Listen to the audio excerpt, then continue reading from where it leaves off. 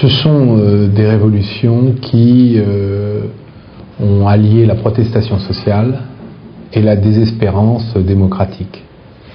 Le fait d'avoir des diplômes, d'être au chômage, d'être sur Facebook, d'écouter Al Jazeera, de lire les dépêches publiées par le site Wikileaks et de disposer de Twitter, ce cocktail-là, c'est le cocktail de la révolte. Avoir connaissance de ce qu'il est possible de faire par ces actes de citoyens adultes et en même temps en être empêché par un système dictatorial, eh bien cette prise de conscience-là, elle n'est pas que l'apanage et le monopole de l'Occident. Ce sont des valeurs universelles que le monde arabo-musulman partage avec nous.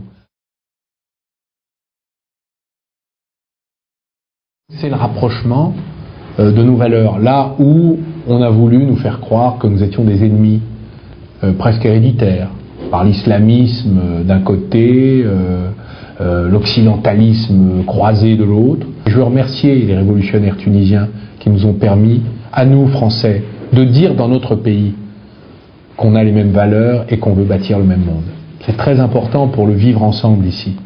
Être capable de dire que nous appartenons au même monde, c'est en soi pour nous une révolution. Donc les Tunisiens et tous les autres qui continuent dans le monde, qui font la révolution, ils nous aident à faire la nôtre.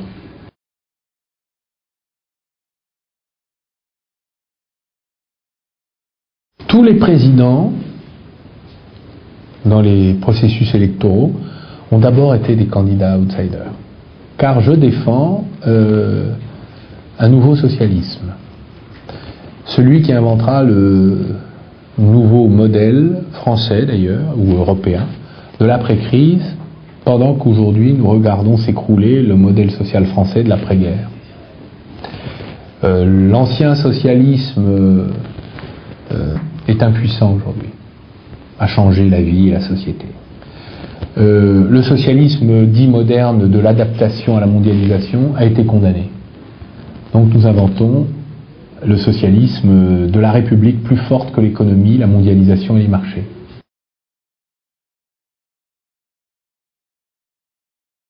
La mondialisation est un système extrémiste parce qu'il met en compétition les travailleurs, les ouvriers chinois, qui sont des paysans qui acceptent $1 par jour, avec des ouvriers qui ont 2 siècles de lutte en acquis sociaux. C'est absurde et dangereux.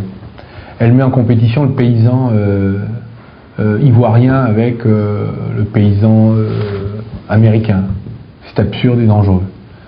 La démondialisation, c'est un système qui modère la compétition entre les travailleurs, les salariés, les agriculteurs, les systèmes sociaux, la protection sociale, les choix souverains des peuples, et qui permet à des régions du monde de décider de vivre selon leur mode de vie, selon leurs choix. Le protectionnisme vert, c'est-à-dire qui rapproche les lieux de consommation des lieux de production,